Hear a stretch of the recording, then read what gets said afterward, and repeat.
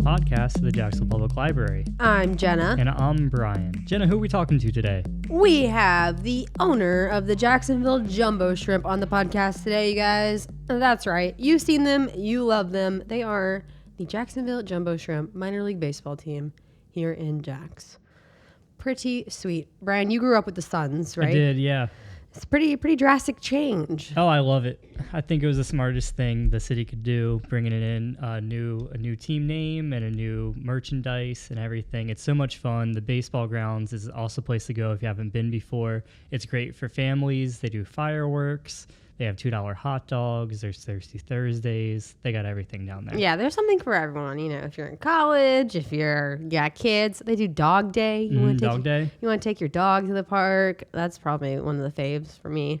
Go pet all the dogs. Super fun. But Ken Babby is the owner. He also owns the Akron Rubber Ducks, which he explains where that name came from. And it does make sense. You know, you think that they just try to come up with the craziest thing with the coolest logo, but it is very, very much rooted in the community. And he's all about, you know, the Jacksonville community and kind of playing off of that. And I think it's pretty special what they're doing over there. So this is going to be really fun. And season's coming up. Season opener, what do you say, April 4th? April 4th, Thursday. Yeah, jackshrimp.com. Make sure you get your tickets because I think last year opening day sold out, which is nuts. That's so cool. People in Jacksonville are going. I love it. So here is Ken Babby telling us a little bit about himself and the Jacksonville Jumbo Shrimp.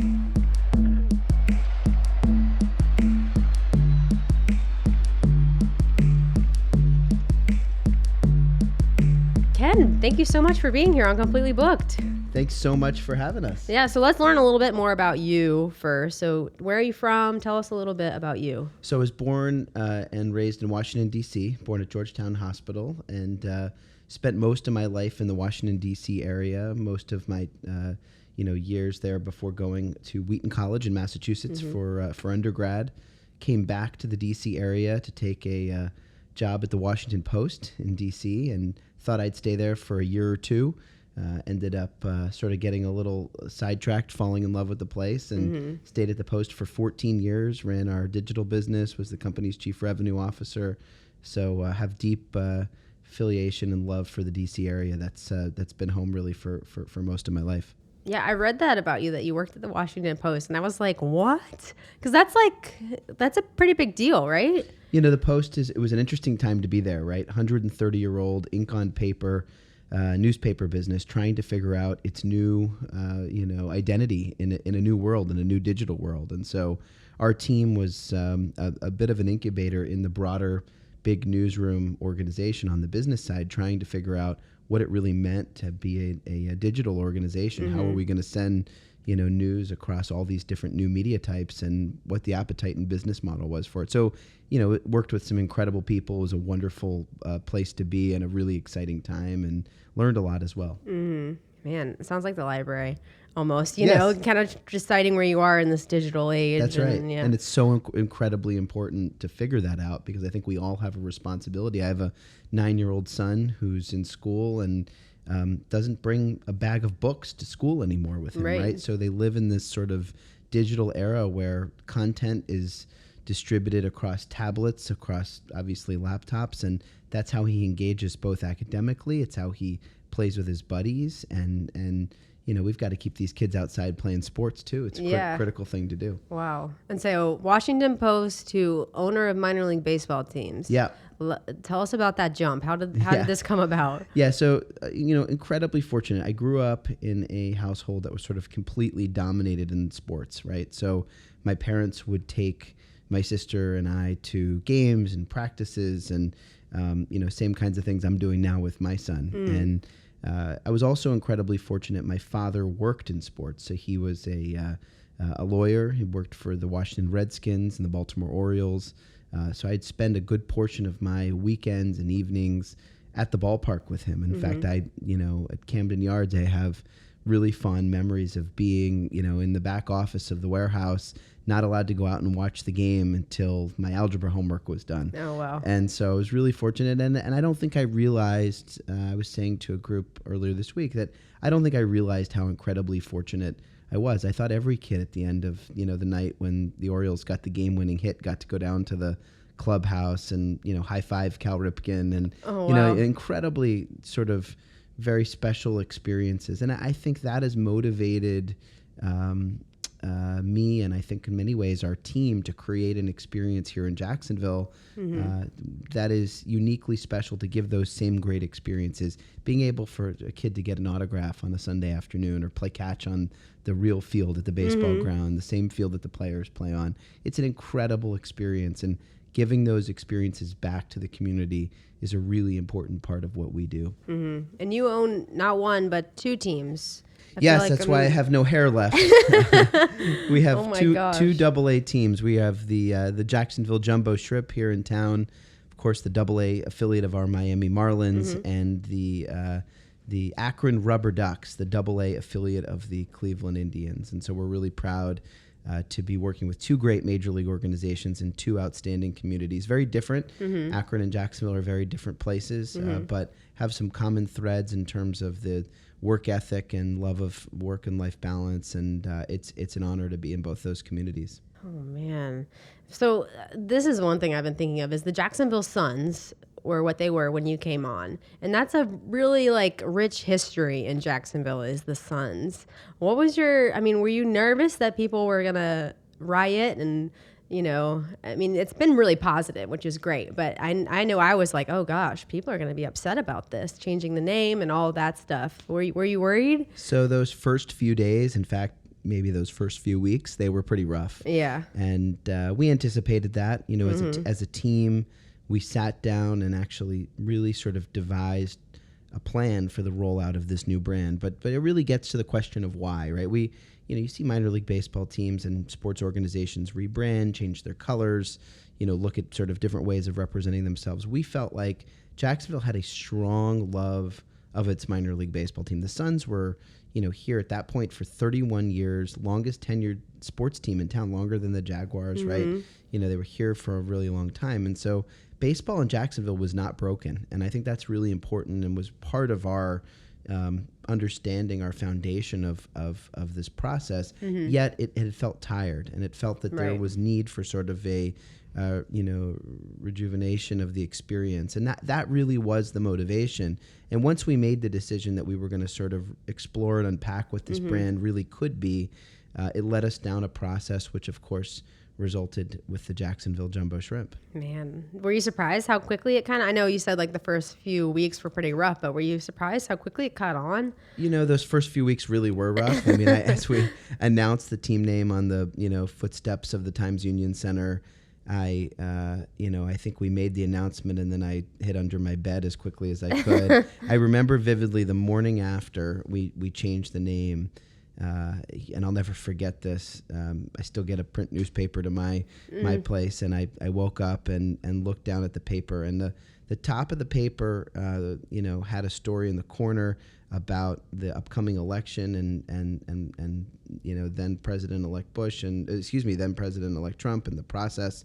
And the right side of the paper in the lower right-hand corner talked about how the Cubs had defeated the Indians to win the World Series. That was a big story. And the top bill story, literally above the fold, was Suns to become Jumbo Shrimp. And I think that's the moment I realized this was a really big deal. And it was a really big deal. And on the radio, why would they do that? It really sparked a conversation in the community. And I think everybody remembers where they were when the Jumbo Shrimp were born. I was going to say, it's the same thing. I remember being here at work and us being like, whoa, they're about to make a big announcement. That's right. Yeah. And we're unpacking the logo, and then we're Googling, let's see what other form, what else they have up. Right. Yeah. But all the swag and stuff is so cool. And people just I was surprised. I remember going, it was open before Christmas, I think, the store at the stadium. Yep. And I went and bought all my family members stuff because Thank you, I remember them saying all the news articles Jen, this is so cool. They I want Jumbo Shrimp stuff because they live out of town. Yeah. And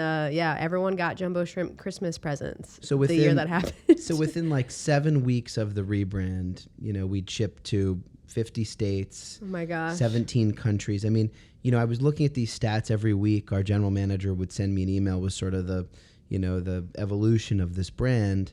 And I think it hit me for the first time. I was in New York City with my wife and my son, and we were actually walking in Times Square. My sister lives up in the city, and playing tourist for a weekend. And I heard my son Josh go, "Jumbo shrimp."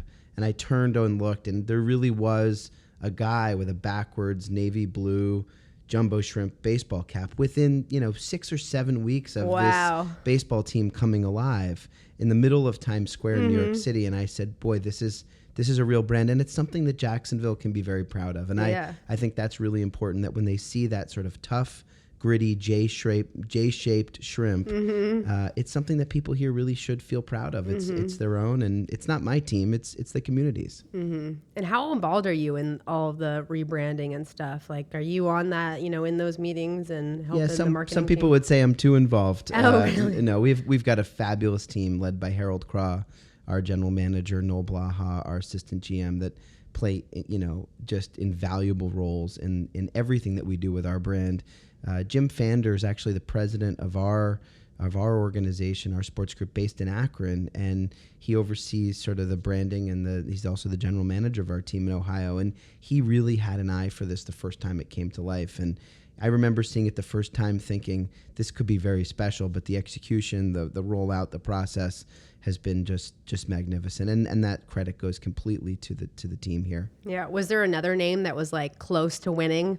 We get that question a lot. There really wasn't. There were a lot of conversations about what Jacksonville really stood for. One of the great creative minds behind this process is a guy by the name of Jason Klein, and Jason's with a firm called Brandios out in San Diego. And he came to Jacksonville. He actually is the one credited for developing the logo itself. And he asked all kinds of crazy questions, like, if Jacksonville was a kid in first grade in school, tell me about Jacksonville, right? So you could imagine where that would go, or what identity do people from Jacksonville associate themselves with?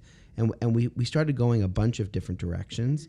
First, we saw that this is a really, really big city, but operates like a small town, right? This morning I drove a solid hour across city, and you're still in Jacksonville, and everybody knows everybody, yet you get in a room and it operates like a small town, which is one of the things I think that makes Jacksonville so incredibly special. There's also, I think, a real love for the military, both active duty and the veteran community, which plays to our color scheme, that red, white, and blue. And no matter where you go in the city, whether you're along the St. Johns River as we are, or out on the ocean, this is a community that is just, I think, immersed in all things water and aquatic life. So those were the major themes, and with a little bit of incredible brain power, not from me, but from, I think, our creative team, the jumbo shrimp really came to life. Yeah, I think it's brilliant. I've always wanted to work in minor league baseball because you guys have the most fun. As a marketing person, so much fun, and you guys have all these crazy promotions and stuff. That we do. I just saw the other day for the Florida Man promotion that's happening this season. What is this about? Okay, so. Our good friends at the John Phillips at the law firm, actually, he calls me and says, what's happening with this promotion? And the reality of it is every day at the ballpark, we try and come up with something that's clever, that's fun, that's creative, that's unique. A few years ago we did a giveaway for the jumbo shrimp travel neck pillow. I wanted that so who these bad. things come from, right? We're doing a jumbo shrimp themed ramen giveaway this year, right? We are layering fireworks nights across the season on both Fridays and Saturdays. And so Florida Man was a promotion that actually came from our promotional meetings, our weekly promotional meetings that we have in here, sort of the brainchild of David Ratz, who runs our promotions team, working with Noel Blaha and the rest of the staff. And the night is as it seems, and there's great information about all the different gyrations of what Florida Man could be. But John Phillips himself, the lawyer, will be in the house for that night. We're really excited to have him there, and we'll have a lot of fun with it. Oh, man. I saw Lane Pittman, who is like the resident Florida Man here. We had him on our podcast as well.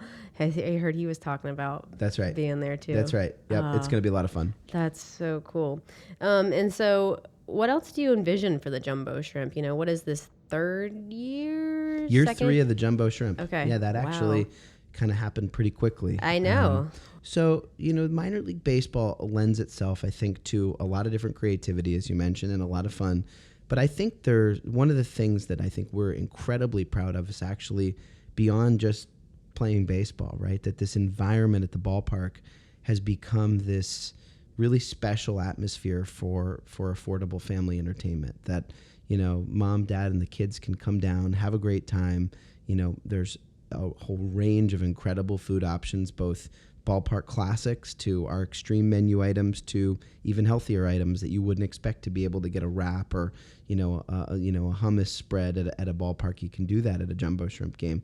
And the fact that it's affordable. I think, you can't emphasize that enough. We talk a lot about that in the community. I was with a Rotary group this morning, and people are amazed. I mean, the fact that you can get into one of our games for just $5, the fact that we have hot dogs at every game for just $2, and joke that for $2 that includes the bun and the condiments, right? So there's so much value in terms of what we try and deliver. But the most special thing, I think, are the impact that we're making in the community, right? It's the relationships with the various hospitals in town and with the school systems, with the library, right? It's looking differently beyond just being a baseball team that sells tickets and hot dogs and beer. We do all those things.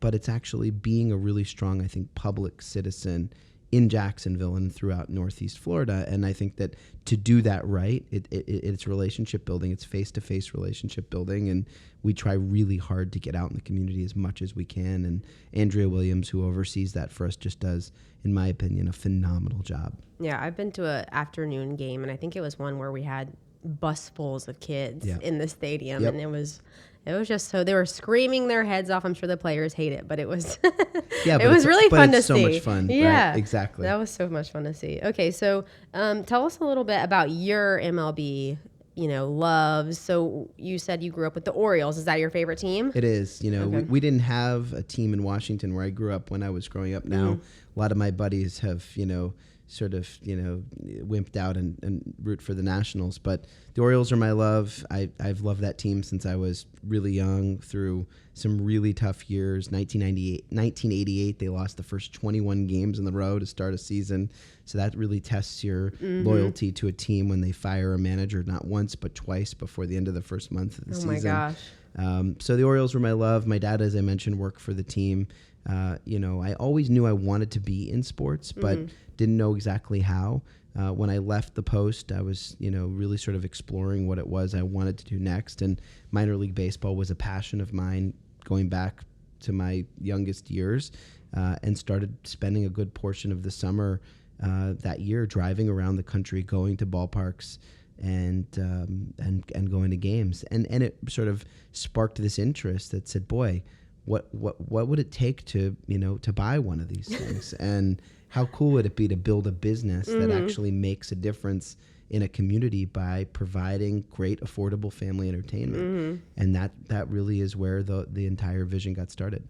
Man, and so did you start in Akron? We did. Okay. So yeah, we started by buying a AA team in Akron, Ohio, AA affiliate of the Cleveland Indians. They were then the Akron Arrows, so very similar sort of story there. We went into the community, got to learn the community. I actually moved to Akron. I was, there for, a good solid year and a half before we changed the name. Wanted to understand what really made Akron tick. Akron is the, rubber city capital of the world. Goodyear got started there. Firestone got started there. So there's a lot of rich history in that community. Similar to Jacksonville, an incredibly hardworking, big-hearted community with a lot of love of sports. And that really was the start of that process. And hired a exceptional team in Akron, and we had so much fun those first 3 or 4 years. What do you do at the end of the first season if you're a baseball fan? Well, you go to more baseball games. And I hopped on a plane and started going to more games in the Southeast, the Southwest, the West Coast, and fell in love with Jacksonville. And that really was the sort of the origin of what has become, what we're doing today. Man, okay, rubber ducks make sense now. Yeah, they're exactly. Yep, the rubber cap. Exactly. Yeah, you followed. That's good. Yeah, and they have such a cool logo. I love the bright yellow. Is they awesome. They do. It's good. It's not a Ernie and Bert rubber duck. If anybody's listeners are watching, it's a tough tire tread in the neck rubber duck. Right? Yeah. Did that one catch on as quickly as it did in Jacksonville? Do you think? Very similarly, it was actually slow. It wasn't really until opening day that people started coming out, but That first year in Akron, when we announced the Rubber Ducks name, there was a lot of it was bedlam in the streets, as we said. So, yep. Man, and if you had an opportunity to name another team, do you have an idea? Any crazy ideas that you've been thinking of? So you know, it's a good question. I think it just really depends on the community, City, yeah. right? And there've been, you know, sort of tip of the hat to some great rebranding efforts that have happened around the country in the last couple of years, both before Jumbo Shrimp came to be. You know, there's some wonderful teams that have really found fun ways to tie into their community. We love the Lehigh Valley Iron Pigs in Allentown, Pennsylvania, but you know, the Jumbo Shrimp on a, you know, beautiful weekend in July will have a homestand against the Montgomery Biscuits, right? Everybody loves that when they come to town. So there's some great names, and there's some okay names. We'll leave those off the podcast. Yeah. But I think it really depends on the community and finding a way to bring a particular identity to life in a way that the community can really rise up and celebrate it versus being made fun of, right? And that, you know, and I think that's a really important distinction. It's something you probably wouldn't name a Major League Baseball team the Jumbo Shrimp, but here in Jacksonville, you know, our Mayor Curry, you know, goes on a morning run and puts his Jumbo Shrimp visor on and is really proud to wear that brand. And I think that means we're doing something right. Right. Yeah, that's a good point though. That it needs to be fun without being embarrassing. That's right. Yeah, that's right. That's quirky, okay. Right. Even a little goofy, that's fine too. But I think you don't want to be poking fun at a community. And you know, Jacksonville has a lot of things I think to be really proud of, particularly the military piece and our location, and more importantly, the people. I mean, it really is. I mean, we talk about it and it's in our marketing and, you know, this sort of big little Jumbo Shrimp, the oxymoron component of our name. But, you know, I would challenge you to find another community in the U.S. quite like Jacksonville, where really it is so massive in size, but yet, you know, this reality that, you know, you really can build a community and network and communicate like it's a small town. And when you pick up the phone in Jacksonville to get something done, I'm fortunate to have been asked to sit on a number of large boards here in hospitals, et cetera, and you pick up the phone and things really get done here. And I think that says a lot about what makes Jacksonville so special, and it's going to fuel our growth, I think, for the next, you know, decade to come. Right. And season starts pretty soon, right? April 4th. Opening day. Yeah, we're right around the corner. Can't wait. That's so exciting. So what Fireworks. Big night planned. We're announcing plans for a block party downtown. So cool. We'll have the street closed off. I mean, opening day is always a big deal. Right. This year we've said, hey, how can we make it even more special? So we've added fireworks to the mix. It's on a Thursday. So we're really excited. It'll kick off a really big weekend. Of course, fireworks Friday and Saturday, that opening weekend. It should be a really fun time to kick off the season. I need to get my tickets. I went to opening day last year and it was a lot of fun. But it was almost sold out by the time I decided to go. So I better get on. Don't delay. In fact, our single game tickets go on sale this week. So okay, well, as the podcast publishes, for sure they will be on sale. Get to jackshrimp.com and grab your tickets. Great. Cool. Well, thank you so much. Oh, I have one question for you. Sure. One last question. And we ask this to all of our guests. Yes. When you were a kid, what did you want to be when you grew up?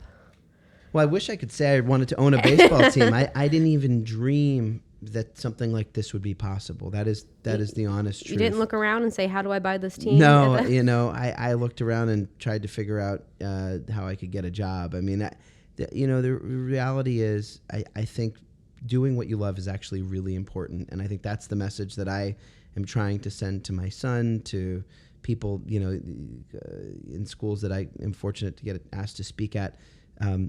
You know, I'll leave you with this. I had a professor in college in a class called Society and the Meaning of Work. The class actually was terrible, so I won't mention the professor's name on the podcast.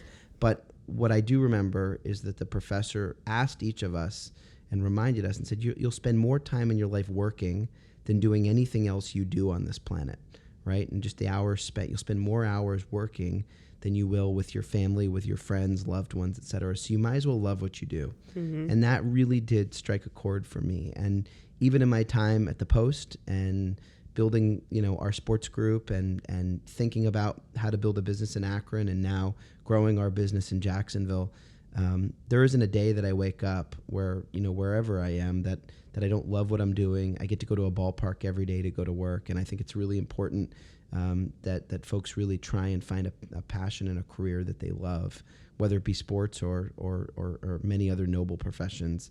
I think there's a dream. And so for me, I wanted to play baseball. That was my dream. Mm-hmm. That mission ended pretty early. I'm a, short, bald guy, so that was not going to be the path for me.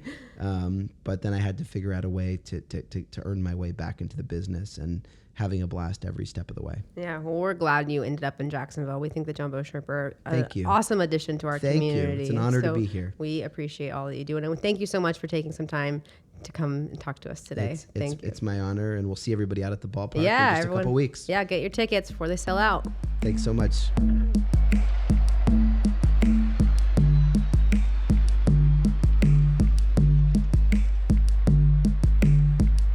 I want to thank Ken for coming on today. I mean, his schedule was just crazy. Like, he was saying that he's usually in Jacksonville for a week, and then he's in Akron for a week, and his family and his wife and son live in Virginia. Yeah, I don't know how he even knows where he's at. I know. I guess he just looks down and looks what logo he's wearing. Yeah, it just depends on the logo of the day. I asked him when we first got here, I was like, so where do you live? He's like, what, today? Yeah.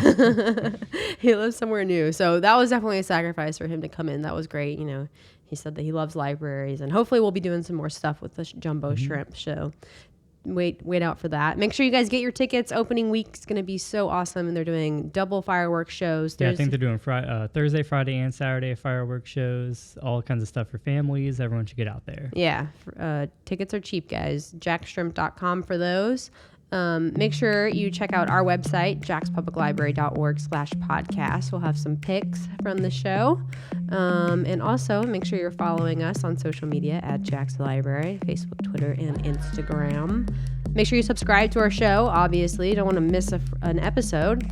And you will stay up to date about all of that. This episode was produced by me, Brian Thomas, a.k.a. BT, a.k.a. Producer Brian. Goodbye.